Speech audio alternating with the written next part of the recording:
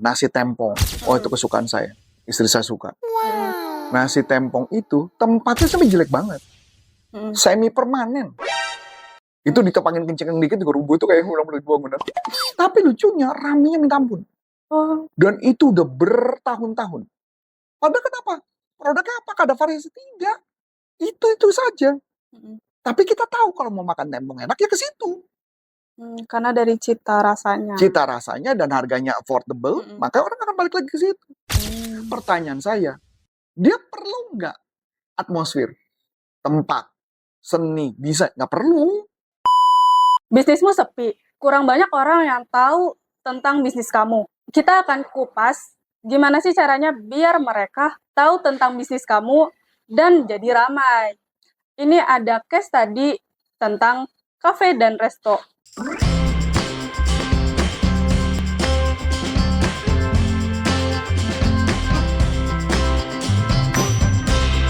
Halo Coach. Hai. Oke Coach, ini kan ada yang nanya nih Coach, dia punya kafe dan resto, atau bahkan mungkin teman-teman yang lainnya yang punya bisnis seperti ini, mungkin bisa ya Coach ya. Ini dia tuh kayak ibaratnya punya ruangan yang bisa digunakan untuk meeting atau bahkan event dan sebagainya. Yang targetnya tuh mereka tuh corporate atau bahkan mereka yang mau ngadain event. Nah, ini gimana sih Coach caranya biar mereka tuh bisa bikin rame tempatnya Coach? Ini juga berlaku untuk hotel-hotel ya, sama aja ya. Oh iya benar sama. Iya kan, hotel apa semua sama. Saya sebenarnya ya cara yang paling sederhana. Cara paling sederhana dulu ya, nanti baru saya jelasin yang agak lebih panjang perjalanannya. Oke.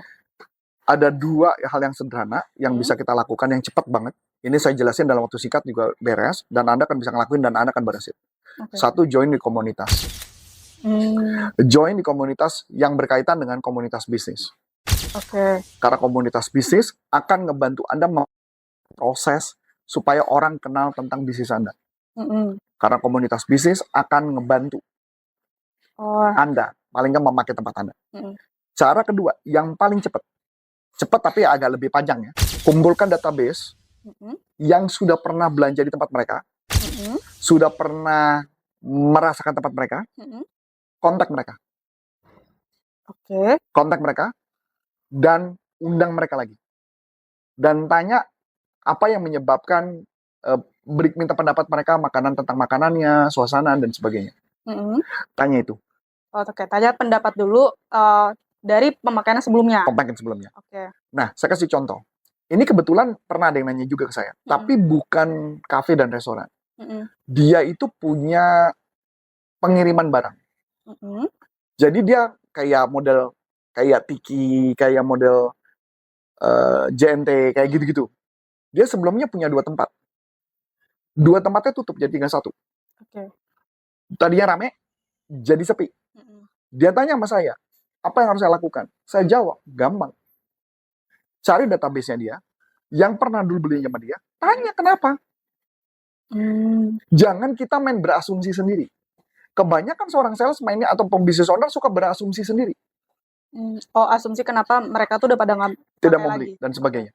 Maka tugas kita adalah tanya mereka. Kan sebenarnya kan kalau kita bicara mengenai produk, ini yang paling gampang ya, sebelum saya masuk ke konten yang lebih dalam. Ini kan kita ngomong produk ya.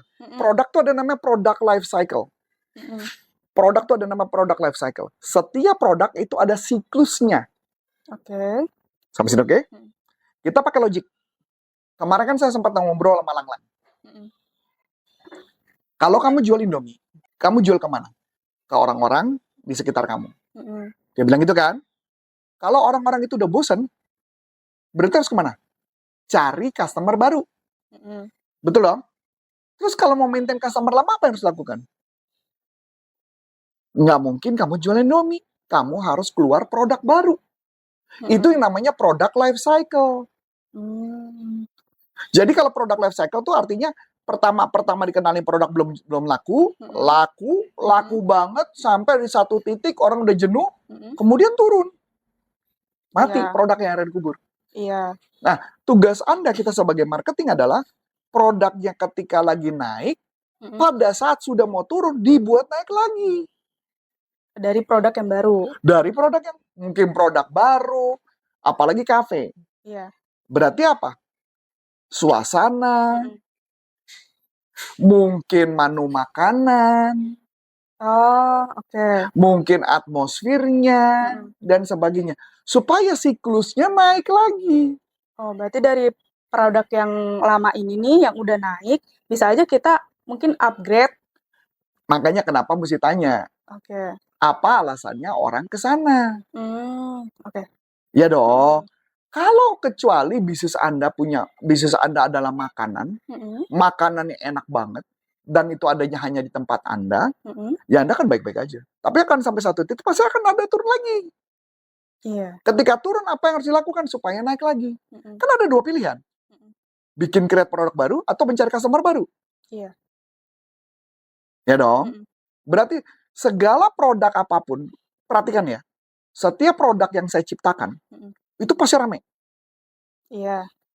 Tapi nanti udah boleh siklus 3-4 boleh turun. Karena orangnya itu aja. Berarti harus lakukan apa? Cari orang baru. Yang lama berarti apa? Kita create produk baru. Makanya kenapa setiap saya bikin produk baru selalu rame? Tapi kan nggak mungkin satu susah bikin produk terus. Makanya kenapa marketnya digedein. Karena kalau misalnya orang lama itu, kenapa kalau produk baru rame, ya karena orangnya yang udah lama itu kan, yang pernah ikut sebelum-sebelumnya. Nah, tapi kalau misalkan yang kita bikin market yang baru lagi nih,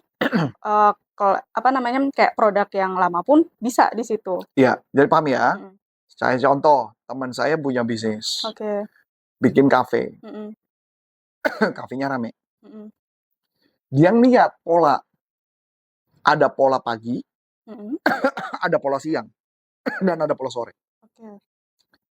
Karena dia tahu di pola siang, itu paling banyak adalah anak-anak deket kampus yang nongkrong di kafe dia.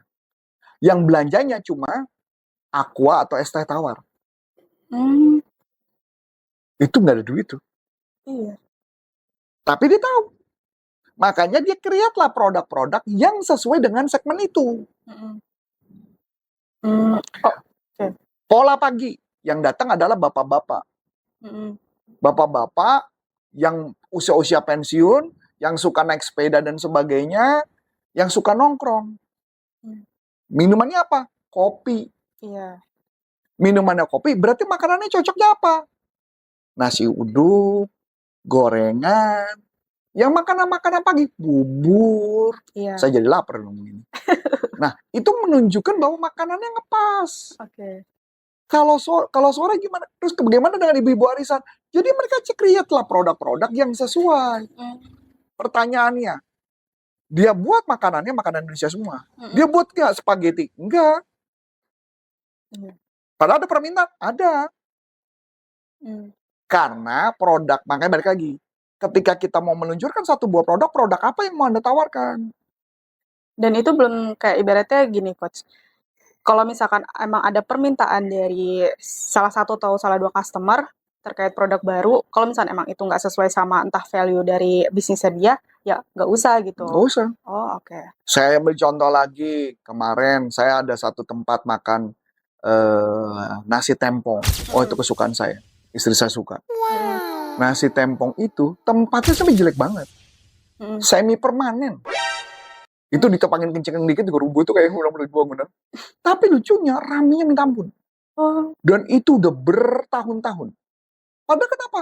Produknya apakah ada variasi? Tidak. Itu saja. Tapi kita tahu kalau mau makan tempong enak ya ke situ. Karena dari cita rasanya. Cita rasanya dan harganya affordable, maka orang akan balik lagi ke situ. Pertanyaan saya, dia perlu nggak atmosfer, tempat, seni, bisa? Nggak perlu. Kalau udah enak terus harganya ramah di kantong mah, Nah, pasti balik lagi. rame. Makanya kenapa lebih baik kita lakukan riset. Orang kenapa mau ke tempat kita sebelumnya. Oke, sampai sini ya. Anggaplah ini kayak hotel. Yang nggak ada ciri khas khusus, nggak ada apa-apa, dan sebagainya. Berarti kan kita harus melakukan sesuatu dong. Iya. Kita harus cari tahu apa yang membuat orang tertarik mau ke tempat kita. Maka, hal yang paling penting, satu, kebetulan hotel tempat kafenya itu dia punya tempat yang sangat strategis, yaitu di daerah Lembang. Lembang tuh sangat tinggi. Nah, berarti itu udah punya potensi besar, satu. Yang kedua, kebetulan saya buat catatan gitu ya, bikin positioning. Apa posisi kita mau memposisikan sebagai apa? Kayak nasi tempong tadi, nasi tempong, makan tempong di situ, udah selesai. Nah, positioningnya apa? Kalau dia nggak punya positioning, ini family kah? Ini corporate kah? Atau apa? Orang jadi bingung. Oh, oke. Sama sih, oke? Nah, kalau kitanya nggak mempunyai posisi, maka orang bingung. Saya ambil contoh. Mungkin Adi yang lebih ingat, karena waktu itu masih zamannya Adi juga. Kita pergi glamping, Di. Kalau tempat itu dibuat family, bagus nggak? Buat keluarga? Family keluarga ya. Corporate? Bisa. Kenapa? Sekarang kita coba beda satu-satu ya. Nama glampingnya apa kemarin saya lupa. Lewi Gelegekan ya kalau salah ya. Lewi Gelegekan. Ya, ini juga salah satu caranya mereka untuk buat tempat yang ramai. Mereka mengundang konten-konten creator. Termasuk saya diundang di sana. Nah, ini yang menarik. Kita bedah ya, bareng-bareng. Kenapa tempat itu bagus buat family? Ini kan ya, glamping, tenda, tapi ya sebenarnya nggak tenda banget. Ada permanennya. Ada permanen, ada semen-semennya masih ada lah. Kalau berarti nggak bener-bener tenda banget gitu. Yuk, buat keluarga kenapa cocok? Buat keluarga satu, apalagi? Buat main taman bermain itu. Ada taman bermain. Ada main apa aja? Ada panah-panahan, ATV, terus ada kebun binatang kecil-kecil, burung-burung, sampai burung kasuari aja ada, taman buah dan sebagainya. Terus kalau buat keluarga dia bisa hiking dan sebagainya. Ada air terjun, tempat lokasi ke situ. Berarti perfect nggak buat family? Iya. Buat perusahaan, menarik nggak? Menarik. Outbound. Ya, apalagi? Bisa outbound, api unggun, makan di situ bareng-bareng satu kantor. Bukankah itu perfect? Iya. Nah, itu maksud saya. Jadi kalau satu buat tempat, tapi kalau mama ditanya, buat orang pacaran kayaknya kurang cocok sih ya dia. Kayaknya kurang cocok ya. Walaupun dia berusaha untuk jualan itu ya. Dia punya satu tempat buat kayak makanan Jepang rebus-rebusan, itu kayaknya kurang cocok. Kayak vibe-nya mungkin yang emang benar-benar bareng-bareng. Vibe-nya tuh vibe bareng-bareng sih. Vibe keluarga, vibe keluarga besar ngumpul, vibe perusahaan. Itu vibe-nya bagus. Tapi kalau buat vibe, ya kan bahkan yang keren ya, kita diajak naik hiking, ya nggak bener-bener hiking lah, kita hiking-hikingan karena naik mobil. Nah, setelah itu nanti direkam pakai drone, sampai ke jauh dan sebagainya. Pernah lihat? Belum pernah lihat ya? Oh, dia mesti lihat nih kayaknya. Saya ikut. Oh, ikut ya? Dia ikut ya? Oh, dia ikut ya? Gue lupa ya. Dia ikut ya? Kok gue lupa ya? Kamu ikut ya? Kamu ikut ya? Ikut, oh, baru join ya? Belum lama ya? Iya, belum lama. Oh, gue baru oh, dia yang nggak ikut ya? Tapi maksud saya, vibe-nya itu tuh cocok banget. Nah, di cafe ini maka mesti positioningnya apa? Positioning, itu yang pertama ya, positioning. Nah, yang kedua, kalau setelah positioning, buatlah promo-promo weekend program apa? Oh iya, promo liburan. Promo liburan kah, promo weekend musik kah, atau apakah? Bikinlah event-event tertentu di sana, ya kan? Terus kemudian yang paling penting adalah ya tadi ya, masuk komunitas tadi ya gue bilangnya, komunitas HR, komunitas event dan sebagainya. Terus kemudian apa lagi ya kalau saya bilang, tawarkan paket-paket itu biasalah kalau tawarkan paket-paket. Paling kita masuk ke corporate ya, kalau menurut saya masuk ke corporate besar yang sering ngadain outbound. Sering ngadain acara event. Lebih baik saya masuk kepada mereka, tawarkan di LinkedIn dan sebagainya. Itu juga menarik menurut saya, bisa kita lakukan, itu yang namanya social selling, ya kan? Kemudian paling apa lagi ya, sisa-sisanya ya paling ujung-ujungnya ya ngajak konten-konten creator untuk bikin acara event di sana. Kerjasama ya? Kerjasama, makanya tempat itu bagusnya apa, saya nggak tahu. Apakah makanannya menarik atau makanan enak, saya nggak tahu. Apa? Nggak ngerti saya. Apa kelebihannya mereka? Yo, mentang-mentang saya suka jengkol, tau nggak? Waktu itu aku makan jengkol mulu, gue sampai keracunan makan jengkol. Gue sampai kejar racunan gue. Nah, itu maksud saya. Jadi, tugas kita adalah meng-create apa yang khusus di tempat itu. Jadi, menurut saya, yang Lewi Gelegekan itu bisa dipelajari sih konsepnya. Itu menarik sih. Rame banget. Jadi sebenarnya mereka yang penting punya satu orang khusus content creator yang creating konten untuk mereka menurut saya. Dan itu akan yang membuat tadi tempatnya cukup ramai, cukup menarik sih. Saya pun kalau disuruh pergi ke sana lagi juga tertarik sih. Kalau kan itu cukup menarik buat saya. Jadi buat teman-teman yang punya tempat penginapan di luar kota, mengundang kami atau saya diminta mengajar di sana, tapi kita barter ya, kita liburan satu kantor, gue setuju deh ya. Ya nggak di? Oke, betul. Langsung aja hubungi yang ada di deskripsi ya. Ya, kita kerjasama. Anda mau bikin konten saya silakan. Yang penting gue kasih ilmu deh, gue kasih ilmu gratis. Wah, ini bukan main-main nih, teman-teman bisnisnya banyak. Iya. Oke, Coach, kalau misalkan ke corporate, berarti kita harus tahu dulu nggak, ini corporate itu kita tanya dulu atau kita riset aja gitu? Riset dalam arti ya sebenarnya kan ke corporate paling gampang kan gitu. Ya pasti perasaan antara kan ngadain gathering. Ya kita nawarin aja. Nawarin aja. Kadang-kadang kan mereka ada program kapan dan sebagainya. Tapi biasanya beberapa orang ya kalau menurut saya perusahaan-perusahaan besar cenderung lebih milih hotel sih dibandingkan kafe. Kecuali makanya oleh sebab itu kita segmented dulu.